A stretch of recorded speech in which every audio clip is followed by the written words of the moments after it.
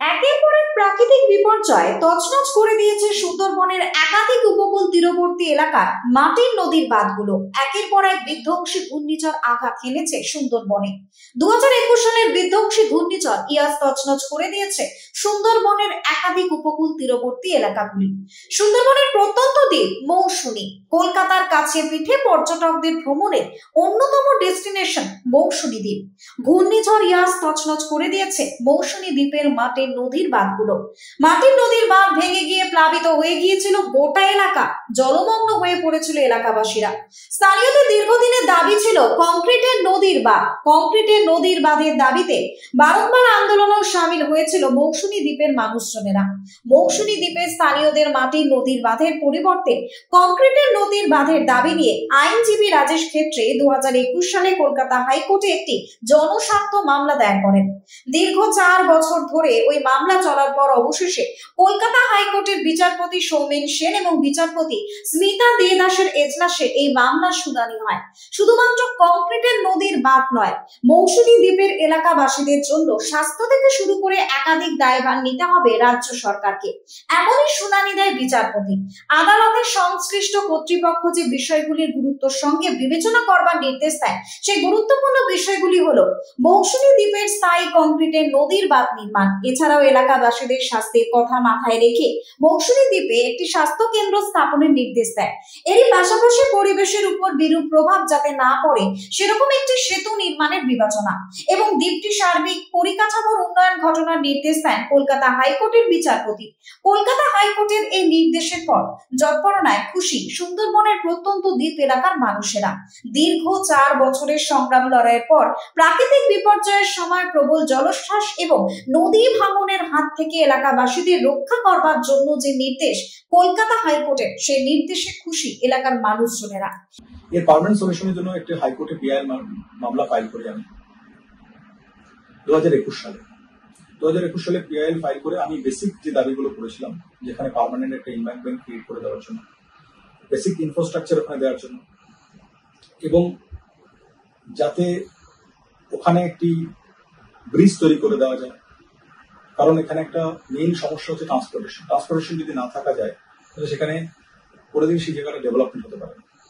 এবং মৌসুমী আইল্যান্ড, ওখানকার 30,000 লোক ওখানে বসবাস করেন এবং এটা একটি সেকেন্ড ট্যুরিজম সেক্টর হিসেবে ডেভেলপমেন্ট হতে পারে, যেখানে প্রচুর লোকের কাজের ব্যবস্থা হতে পারে।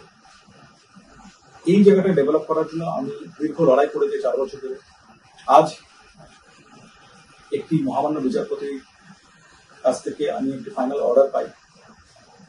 জাস্টিস সৌমেন সেন এবং স্মিতা দাস দে মহাশয় একটি অর্ডার পাস করেন এবং এই অর্ডারে বলা হয় যেখানে পার্মানেন্ট এনভায়রনমেন্ট ক্রিয়েট করে দেওয়ার জন্য এবং বেসিক যে ইনফ্রাস্ট্রাকচার ডেভেলপ করার জন্য, এবং যদি পরিবেশগত সমস্যা না থাকে সেখানে পার্মানেন্ট একটা ব্রিজ তৈরি করে দেওয়ার জন্য। আশা করি এই জয়ের মৌসুমী আইল্যান্ড বাসিন্দাদের জয় এবং সবাই এটাতে উপকৃত হবে। তাতে সেখানে আরো ডেভেলপমেন্ট হবে এবং যারা ওখানে ফার্মার তাদের কাছে তাদের বাড়িঘর ছেড়ে তাদের যেতে হবে না এবং ট্যুরিজম সেক্টরে ডেভেলপমেন্ট হবে। এটা মৌসুমী আইল্যান্ড সবার জয়।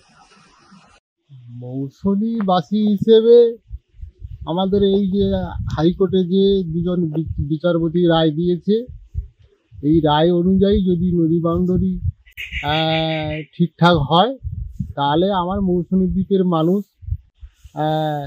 শান্তিতে থাকতে পারবে বা চাষবাস ঠিকঠাক করতে পারবে, বা স্থায়ী নির্মাণ হলে মানুষের মৌসুমী দ্বীপের যারা আমরা বসবাস করি আমাদের উপকার হবে। তা এই স্বাস্থ্য কেন্দ্রটা যদি ঠিকঠাক করে নির্মাণ হয় এবং স্থায়ী একটা ডাক্তার আমরা চাইছি, কেননা আমাদের এই যে চারিদিকে নদী বিচ্ছিন্ন এলাকা দ্বীপ, এই দ্বীপে 30,000 মানুষ বসবাস করে। এই মানুষের উপকার হতে হলে একটা স্থায়ী ডাক্তার দরকার এবং হসপিটালটাও নির্মাণ করে ঠিকঠাক করা দরকার।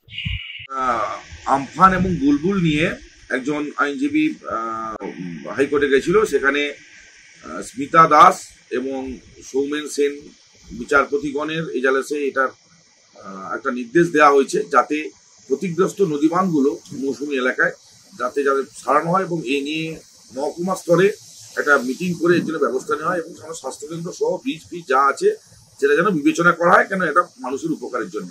ইতিমধ্যে ইয়াস এবং বীজগুলো ক্ষতিগ্রস্ত হওয়ার পর কেন্দ্রীয় সরকারকে বারবার জানানো হয়েছে, একটা টাকা সাহায্য করেনি। কেন্দ্রীয় সরকারের অর্থনৈতিক ব্যারিকেডের পরও রাজ্য সরকার সীমিত অর্থের মধ্যে যে জায়গাগুলো ভাঙন হয়েছে সেগুলো কংক্রিটের বাঁধ কিছুটা নির্মাণ করা হচ্ছে এবং আপৎকালীন যাতে কিছু না হয় তার জন্য স্থায়ী নদী বাঁধের ব্যবস্থা করার কাজ ইতিমধ্যে আরম্ভ হয়েছে এবং তা চলছে। অবশ্যই এটা নদী ভাঙন প্রবণ এলাকার মানুষ স্থায়ী কংক্রিটের বাঁধ হলে তো উপকৃত, জীবন জীবিকা সুরক্ষা, তাদের চাষাবাদ সবই সুরক্ষিত হয়, তা এটা তো সাধারণ নাগরিক অবশ্যই উপকৃত হবে। সুন্দরবন থেকে বাবলু প্রামাণিকের রিপোর্ট, নিউজ বঙ্গ টাইম।